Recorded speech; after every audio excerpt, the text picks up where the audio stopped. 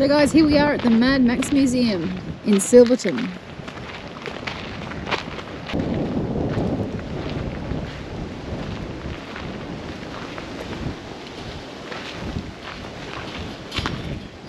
Halls of Justice.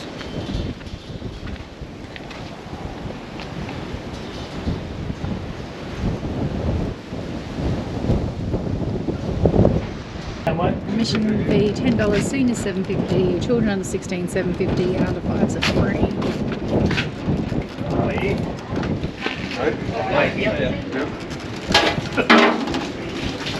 You got a key card thingy? Yes, we have.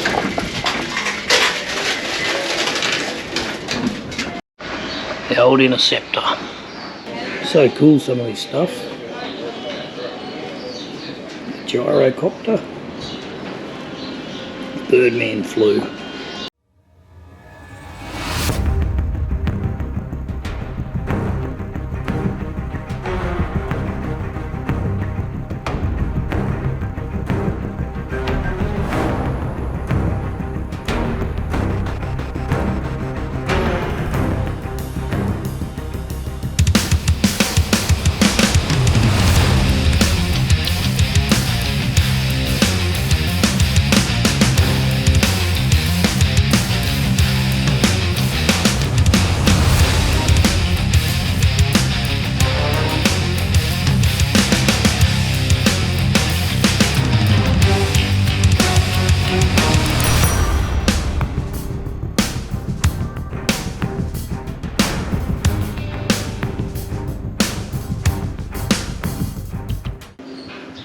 Original oil pump from the Mad Max 2 compound.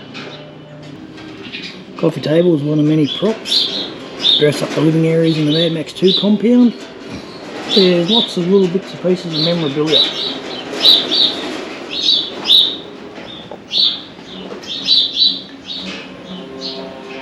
Piece of exhaust and windscreen from the Red XA back car found near the crash filming location by Broken Hill local Mario.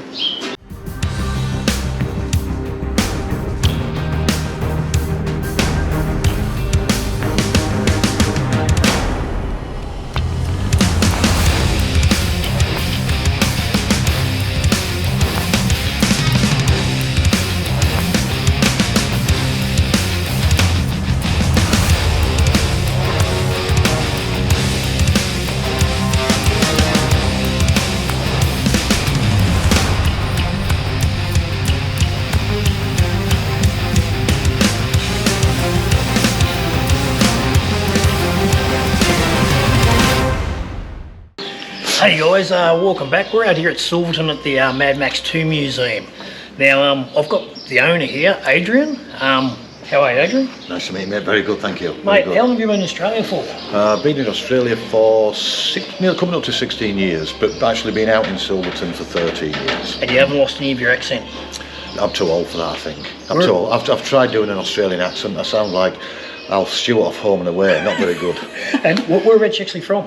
Actually from the north of England, Bradford. Now most people probably may not know Bradford, but Bradford Bulls Rugby Club, good rugby club. So we're kind of 35, 40 miles from Manchester, which is the other side of the Pennines, but most people know Manchester. But up north, that's what gives me my strong accent. Okay, so the question that everybody probably wants to know is, why did you end up in a little town in the middle of nowhere owning a Mad Max Museum?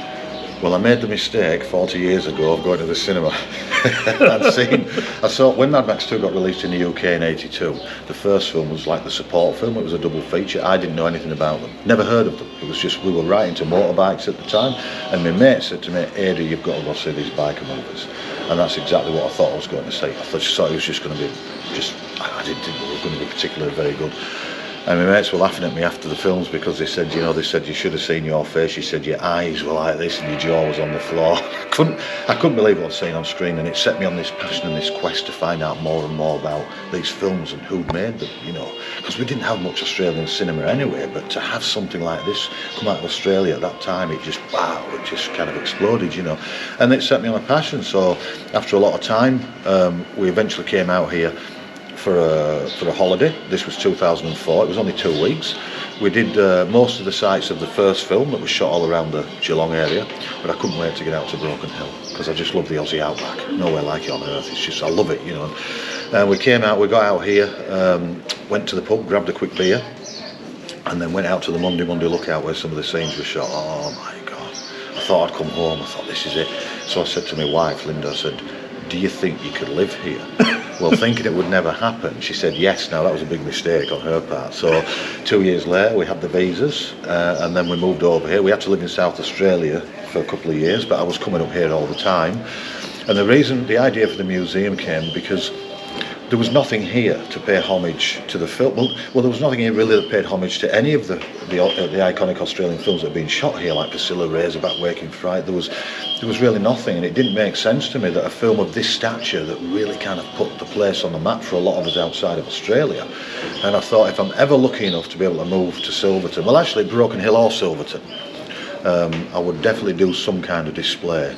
And anyway, it worked out that we managed to purchase the property here where we live, and this was actually the garden, and at the time it looked huge. Doesn't look so big now with it all full up, but and that's how it came about. So we moved into Silverton in 2009, and I started to put a building up, and slowly but surely we started to fill it up with things as we came across things, and locals or crew members found out about us, and they've come forward with bits and pieces. And I mean, it's taken the 12 years we've been here to get to this point, but yeah, I've got to ask, when you first started, did collectors and people of the memorabilia that have donated it to hold on display here, do they just think that you were some crackpot coming from somewhere else to open something up, or did they trust you and go, hey, look, we're going to give you, like I noticed you have the original boomerang, the original fork, and the original little music box inside, so that's, for someone that owns that, to give it to you to have on display. Well, I think what a lot of people did, certainly with Bob Fosenko, who actually owned the original Interceptor, because he gave me a few pieces of his memorabilia when he had the car, people waited and watched to see if I was really going to do what I was going to do. And when they saw that I was actually doing it and actually putting a lot of money into the place, you know, that's when slowly but surely they would come forward. And actually a few people had said, look, we've seen you on different reports and in the media, and you seem to be doing a good thing for the, well, not just for the region, but I suppose for Australia really. Yep. And so they say, look, you know, do you want to put this on display? Or I mean, actually some of the really rarest stuff, like the boomerang music box, things like that, they were quite expensive to purchase. But I thought, well, so you own them now?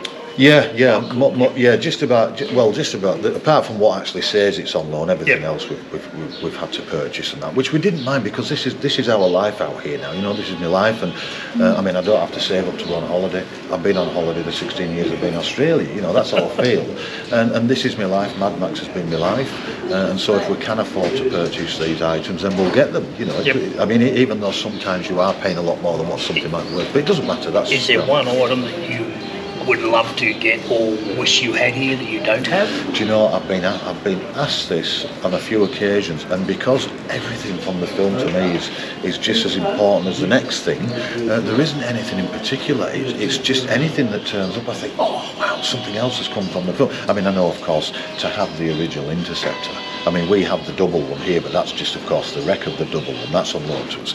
But to have the original Interceptor, I mean, would be fantastic. But it's just, I mean, there's a real that's big in price. America. It was in UK and then ended up in America. Yeah, that's right. Went to the UK in the early 90s for about 15 years, and then it's now gone. Well, I say now. In 2011, it went over to the Diesel Motor Museum in Florida, which where it is now. But it's really, I mean, we're in the millions, you know, and that's amazing that Australia didn't keep it, like whether it was Kennedy Miller or whoever sort of thing. Like, go right, this is going to be. Probably didn't realise it was going to be iconic. I think that's probably the reason, because when Bob owned the car, originally owned the car and had it restored, he did shows and events all around Australia for 10 years. And even Bob told me, he said, the interest started to kind of die off a little bit with it, and people stopped booking the car, you know, events and things like that, and that's why he ended up putting the car up for sale. It was a time, I think, when even though Mad Max has always been popular, there was just a time when people weren't really that interested. But when the car did sell and it went over to England, that's when there was a bit of an outcry, and why has it left Australia, you know, and actually you would have thought that something as important as that, you would have thought maybe the government would have Film, made yeah. it, you know, or like you say, the industry would have said, no, we can't let that go. It's really important. And of course, as the years have gone on from then, and Mad Max has got even bigger and bigger, I think people have realised that maybe we should have made more of an effort, you know, especially what it sold for over to England, you know, because Bob had it up for $70,000, but it didn't sell for anywhere near that, you know. But now we're in there's a few million they want for it now, which, you know, I mean, it's finding somebody to actually come up with that kind of money will be slim, you know. So. All right. Well, out of everything that you have in the museum, what is your favourite or your most treasured piece? Right. I get asked this a bit. Yeah. And this is right. So there are everything really for me. Everything originally is important, but this is the best way to explain it. If I had to grab something and run, if I had no choice, I had to decide that I had a few seconds to grab something, it would be, believe it or not, the boomerang, the music box and the fork. Okay. That would be the items that I would grab. And I've had people come through the door and they've actually made a comment about this. They said, we've seen you do the interviews and that, and they just look at me and go, boomerang, music box and fork. But everything's really important, you know. It's even a big deal for me when I don't do it so much now, but when I first came here, I'd go out to locations, some of the locations we'd use where some of the action was shot, and you could actually find bits and pieces. It was like finding a nugget of gold, you know, and oh my God, you know, so everything's kind of, nothing really takes precedence over anything else. Everything's just, it means so much to me, you know. But yeah, I mean, there would still be things still out there. I mean, I'm sure there'd still be things in Broken Hill that I'm not aware of, and there'd still be crew members that have bits and pieces. And I suppose the great thing about this is because you don't really know what's out there anymore, it's nice when people do contact you or turn up and say, look, I kept this on the film, I did this on the film. Actually, the boomerang and the music box actually came from the sound mixer, Bruce Landshed, who was actually starting a new business up, so he needed quite a bit of money to get this business going, and that's why he contacted us. He said, look, I've got the boomerang, the music box. He said, they won't be cheap, are you interested in them? You know, so yeah. How did you verify that it was the original and not like a replica? Like how? Oh well, because it came from Bruce. He'd been given them by the producer, you know, and what have you, and the distinguishing marks as well on it that only you know, being able to see the real thing would give that. So, but when anything comes from any of the crew members, you know for sure it's a real deal. Plus with the story that comes behind it, and you see, they were given to Bruce by Byron Kennedy to take the sound from. That's why he had them. He didn't take them as souvenirs. He had to take the sound from the music box, so that wasn't done on location. That was done back in the studio. And same with the fork. The fork that Max eats the dog food. Well, the person we got it off was Shane Walker. He was the son of the production designer, Graham Grace Walker, and also his mum was Pauline Walker. She was props buyer. Now, Pauline was in charge of buying all these bits and pieces. And when the film was over, there was three sons. One got the fork, that was Shane. One got the skull off the Landau, which we have as well, but we didn't get that from Shane. And the other brother, I think it was, that got the telescope that the gyro captain had, which I think has since been sold on. And Shane contacted me. I got to know Shane, and Shane contacted me originally 10 years ago, and to say, look, I've got the fork. My mum passed it on to me, and would you be interested in buying it? At the time, we were just getting going here, and it was a lot of money. It was too much for suspending one item. But then over time, I've kept in touch with him. Over time he got back to me and said, look, if you want to work out the price of this fork again, he said we can do that. Anyway, we came to an agreement, and actually after that I drove down to the Mornington Peninsula where Pauline, his mum, lived, and she did a certificate up and everything, which is great to have that, but of course it was the real fork and everything. So I transferred the cash for the deal, and Shane contacted me, and he said, all right, he said, oh thanks mate, he said, I've got the money, he said, I'll put the fork in the post tomorrow. I said, you won't, mate? I said, I don't think so. I jumped in the car and I drove to Ulladulla, picked the fork up and drove back. I said, don't you put those, whatever you do. But it was brilliant. And then a great thing happened after that, just not long after that. A parcel came in the post. This was at Christmas, and it was from Shane, and he put me a little gift in. I can't remember what the gift was, but it was a little gift he'd put in. But he'd also found a siren off the Tirana, that was in the film. That he'd picked after one of the stunts or something. He'd picked this sign up, this that went on the roof of the can. He put that in the post for me. So that's how you come across it. It's just by people's. Just by the generosity, I suppose, and people that, you know, they're obviously thinking about you when they're looking at these bits and pieces, you know, they look and see them and they think, oh, give that to the museum or see if it, you know, which is great. It's just been brilliant. So one last question for you, mate, is going back to your mates that dragged you into the movie 40 years ago, have any of them come out to Australia to visit what you've set up and done, and what do they think? Well, it's funny because the people that actually took me there, because I mean, obviously this was back in '82, and my friends at that time, over years, I kind of lost touch with them. And then certainly when I through work and everything like that, I just kind of I really lost touch. And so I don't even. Well, they've probably seen me on the internet, I suppose, and probably think I'm as mad. Well, they did call me the Mad Pom when I got over here, so they probably think I'm mad. But a guy that I met through the whole Mad Max interest that lived on the borders of Scotland, up in Northumberland, that I got to know. He's actually been out a couple of times, and he just thinks it's fantastic.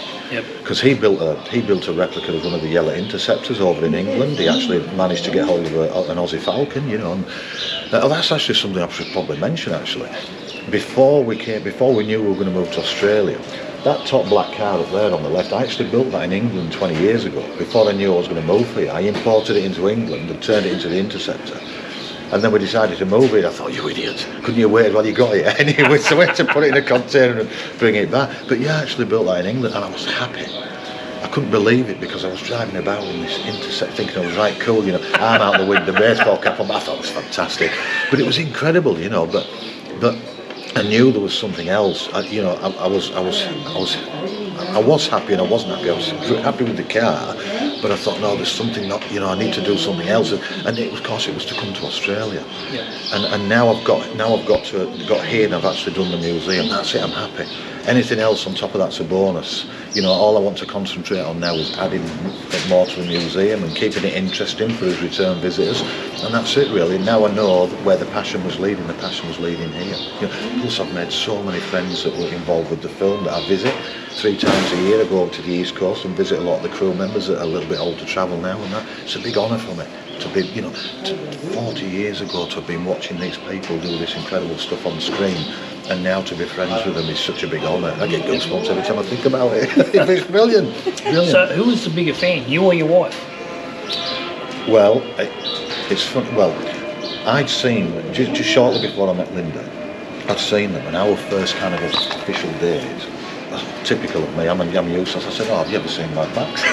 So we went to a friend's house and watched it on video, and that was it then.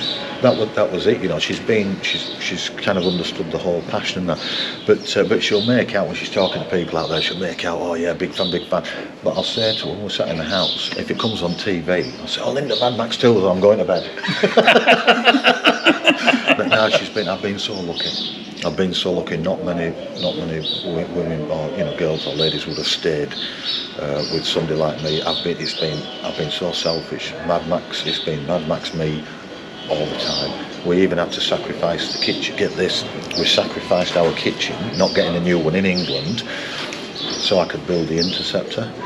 And then when we eventually saved up again to do a kitchen, Linda got a kitchen just how she wanted it, and we moved to Australia. I'm bad. I always say, if I was to wake up one morning, the bank account was empty and all Linda's clothes were gone, I wouldn't be surprised. I'd know why. But no, I can't believe she's stuck with me all through this bloody Mad Max. I even named 2 of the sons after people from the film as well. But anyway, it's just I've no complaints. It's been a great life to, you know, and a great opportunity to come out here, you know, and it's been great for the sons. 3 of the sons came. The eldest one is still back in England, got a family of his own, but the 3 sons that came out, the opportunities that they've had here, they wouldn't have had in England. So those 2 live here? 2 live in Broken Hill and one's in Adelaide. The Mines? No, actually Byron took after me. He's a panel beater and a painter, but he's far better than me. And Grant is working for the council. He does setting up things like when they have concerts on and anything to do with it, but he works for the council. And his youngest son is writing. He's a bit of a free spirit. He's writing to his music and that. well, they call it music. It's like a noise. I think there's a certain there's no sound to it, or it's just... it's only a certain generation that understand that. But anyway, I can appreciate what he does. But so he's down in Adelaide. But we'll get to see him when we go down to Adelaide. But no, it's been absolutely brilliant. I've no complaints. I can't complain. If I was, I'd have to have a word with myself if I had a complaint about anything. But it's been fantastic. And the people we meet, just like yourselves, the people we meet, and you make friends. That's what it's all about for us. We are people. It's not just about letting people through the door and wander through. You might start off talking about Mad Max, but by the time you've done, everybody's, Yep. and you know that the people are just the same as you. When you're chatting with them, they tell you the problems they've had and that, and you talk about it and just make friends. It's brilliant. Absolutely brilliant. Absolutely love it here. Yeah. All right, Adrian, really appreciate it, mate. I've had an absolute ball in here, and it's been a crack up listening to some of the stories that you've had to say. But That's brilliant. Thanks for coming through. Thanks for the chat, mate. I enjoy it. Yeah, no worries, mate.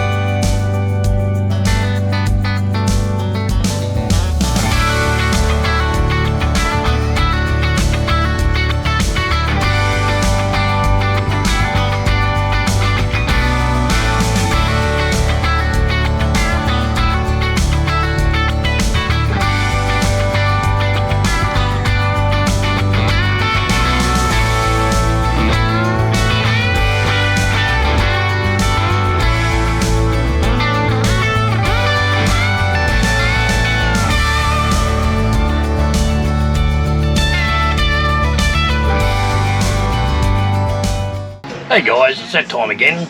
Joke time with Dave. It's not really a joke. It's probably more of a statement. Hey Roz. Yeah. The other day when I went down to the pub and I came home, well, it took me 15 minutes to get to the pub and then an hour and a half to get home. The difference was staggering. Catches,